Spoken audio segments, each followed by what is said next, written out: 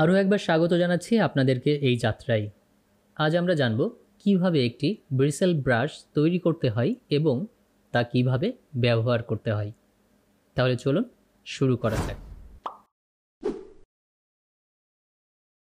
Bristle brush মূলত water colour effect, অর্থাৎ আমরা যখন ওয়াটার কালার দেখি একটি কালার অন্যটিকে ট্রান্সপারেন্টভাবে একটু দেখা যায়, উপরের কালারটির ভিতর দিয়ে নিচের কালারটি হালকা দেখা যায়। অনেকটা ব্রিসেল ব্রাশটি অনেকটা সেম, যে এটা এতটাই ট্রান্সপারেন্ট বা এতটা স্বচ্ছ হয় যে নিচের কালারটি উঠে আসে। তো এই যে ওয়াটার কালার ইফেক্ট টাইপের যে ব্রাশটি, এই ব্রাশটির নাম হলো ব্রিসেল ব্রাশ। এবং এই ক্যাটাগরির ব্রাশ আপনাকে তৈরি করতে গেলে অবশ্যই অপশান থেকে তৈরি করতে হবে। ঠিক এর আগে যেভাবে আমরা স্ক্যাটার ব্রাশ, প্যাটার্ন ব্রাশ বা আর্ট ব্রাশগুলোকে হাতে তৈরি করে তারপরে ব্রাশ তৈরি করেছি, ঠিক এমনটি নয়।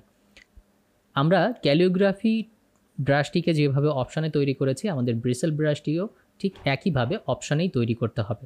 তাহলে চলুন দেখে নিই কীভাবে। প্রথমেই আমাদের চলে যেতে হবে উইন্ডো থেকে ব্রাশেস থেকে এই প্যানেল চলে আসবে। প্যানেল চলে আসার পরে আমরা যে কাজটি করব সেটি হচ্ছে এই যে নিউ ব্রাশে আমরা ক্লিক করব। নিউ ব্রাশে ক্লিক করার পরে আমাদের এই যে ব্রিসেল ব্রাশ, এইটাকে ক্লিক করে আমরা ওকে বাটন দিলে আমাদের একটি ডায়লগ বক্স আসবে। সেখানে প্রথমেই আমরা আমাদের ব্রাশের নামটি লিখে দিতে পারবো। তারপরে আমরা পাবো ব্রাশ, অর্থাৎ কী ধরনের ব্রাশ। যেমন আমরা যদি সরাসরি তুলি দিয়ে ব্রাশ করি তাহলে আমরা তুলি বেছে নিতে পারি, সেটি মোটা হবে নাকি চিকন হবে, কত নাম্বার তুলি হবে। ঠিক এইভাবে এখানেও আমরা ড্রপডাউনে ক্লিক করে আমাদের প্রয়োজন অনুযায়ী, যেগুলোকে হকার বলে, হকার তুলি বা রাউন্ডেড তুলি বা চ্যাপ্টা তুলি, এই ধরনের তুলি যেটা আপনি নিতে চান সেই তুলি আপনি এখান থেকে সিলেক্ট করে নিতে পারবেন। তারপরে এর সাইজটিকে আপনি কতটা মোটা রাখবেন সেটা আপনি এখান থেকে দিয়ে দিতে পারেন। তারপরে এর লেন্থ কতটা হবে সেটা আপনি দিয়ে দিতে পারেন এখান থেকে। তারপরে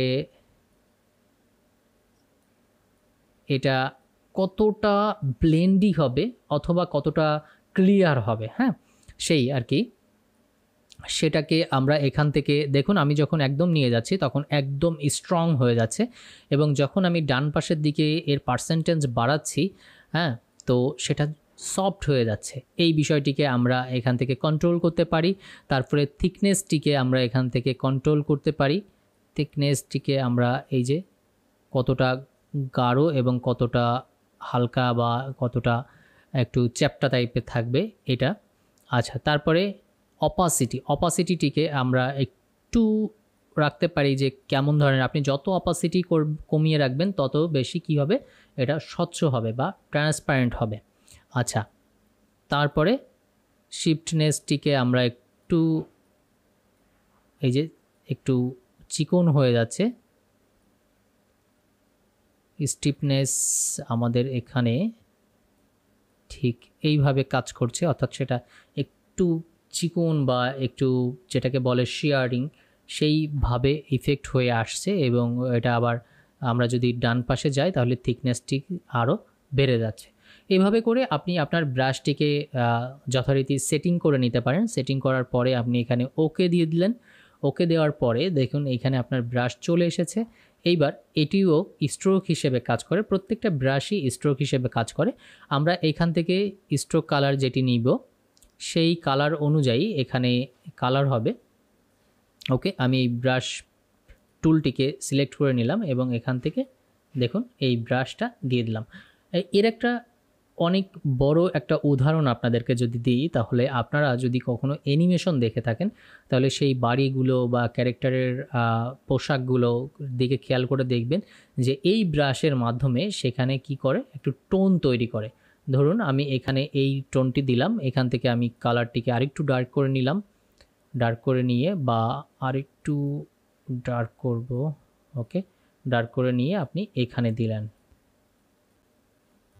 এই যে ঠিক এইভাবে করে আমরা যে কাজটি করতে পারি যে আমরা আমাদের ব্রাশগুলিকে আরও বেশি সফট এবং আরও বেশি কর্নার, আরও বেশি ট্রান্সপারেন্ট করে রেডি করতে পারি। এবং কোনো সফট সারফেসকে যদি আমরা টোনাল ভ্যালুতে আনতে চাই তাহলে আমরা ঠিক ওইভাবে করে আমরা ব্রাশ তৈরি করে ব্রিসেল ব্রাশের মাধ্যমে আমরা সেটিকে অ্যাপ্লাই করতে পারি। আশা করি বুঝতে পেরেছেন যে কিভাবে এই ব্রাশটি তৈরি করতে হবে এবং এই ব্রাশগুলিকে কিভাবে ব্যবহার করতে হবে। এক এক করে আমরা 5টি ব্রাশ সম্পর্কে ডিটেল জেনে নিয়েছি, বা যতটুকু ফার্স্ট স্টেজে জানার প্রয়োজন ততটুকু আমরা জেনে নিয়েছি। আশা করি এর মাধ্যমে আপনাদের একটি স্কিল ডেভেলপ হবে এবং ঠিক এইভাবে আমরা আস্তে আস্তে করে এগিয়ে যাব আমাদের লক্ষ্যের দিকে। সবাই ভালো থাকবেন, সুস্থ থাকবেন, দেখা হচ্ছে পরবর্তী ভিডিওতে, সঙ্গেই থাকুন।